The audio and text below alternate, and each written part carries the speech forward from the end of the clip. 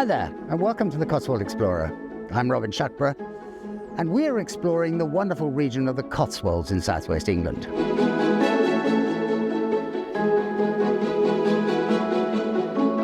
We decided to revisit the centre of the region and find some hidden gems, places that are not quite so famous, but still just as beautiful.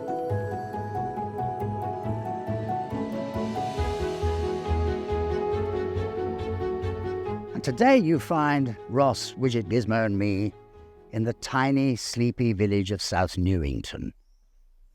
We're visiting here because Evans spoke about it in his tour of the north of Oxford.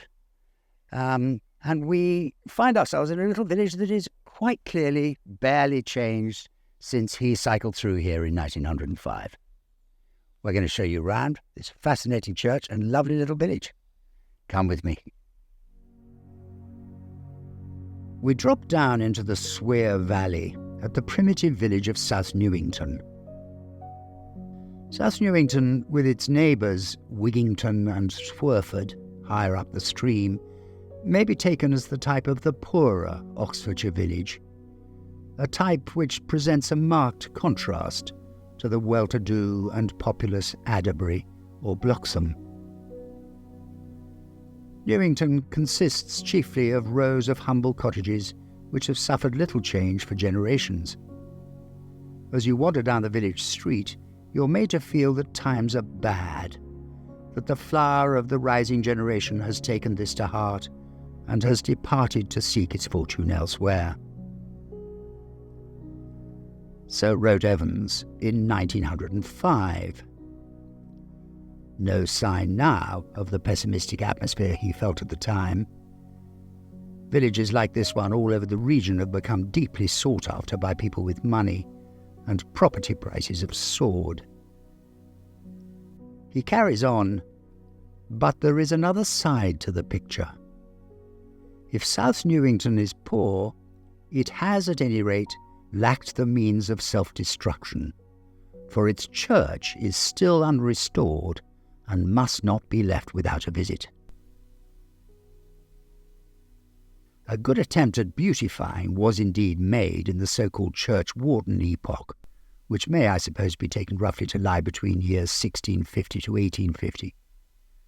The lead was stripped off the roofs of the nave and chancel and replaced by slates, while the interior was reseated with squalid deal pews. In addition to this, a vulgar varnished ceiling has been put up in the chancel, but otherwise the church has escaped mutilation. I wonder with what excitement he would have described this church if he had known about the incredible wall paintings that in 1905 lurked, hidden beneath several coats of whitewash. Those in the North Aisle were discovered in 1892, but not revealed and restored until the 1930s, long after Evans' visit, and is the finest medieval group of wall paintings in the county. They are painted in oil on plaster, an unusual medium, by an accomplished artist at some time around the 1330s.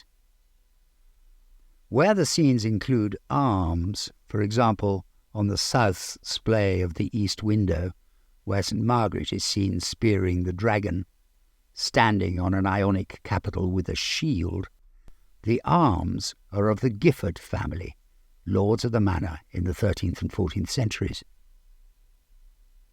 It's likely that the donors kneeling at the feet of the Virgin and Child on the north wall are Thomas Gifford and his wife Margaret.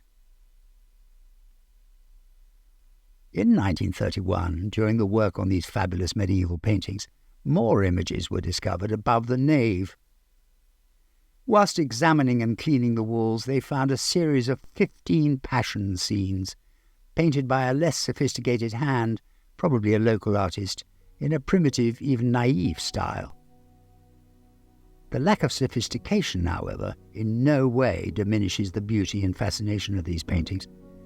They are just as important as social record and imbued with every bit as much of an emotional charge.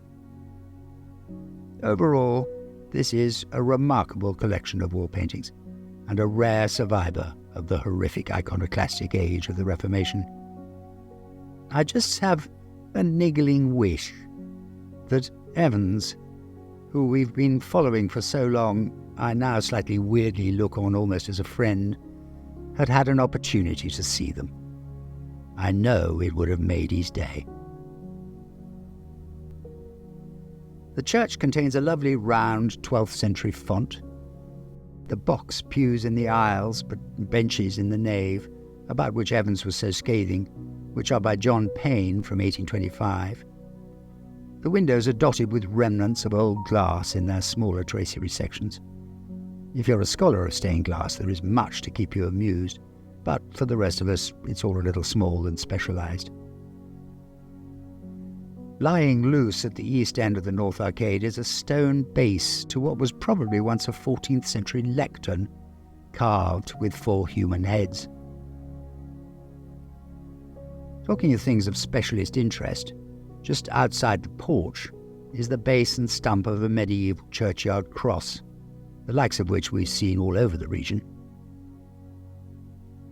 This little place has reminded me, if I needed reminding, that there are treasures to be found in the most unlikely places, and how lucky I am to spend my time wandering the little villages of what is one of the most beautiful regions of England. I hope you've enjoyed our little spin around South Newington. We've loved it, actually, and despite Evans's slightly patronising remarks in his lovely book, there's something about a place that really feels as though it hasn't changed for hundreds of years that is deeply attractive. Don't forget to subscribe to the channel. You can find us on all the normal platforms. Go to our website where you'll find details of most of what we've done in the past. And don't forget, our new edition of Evans' book will be out very soon. See you soon.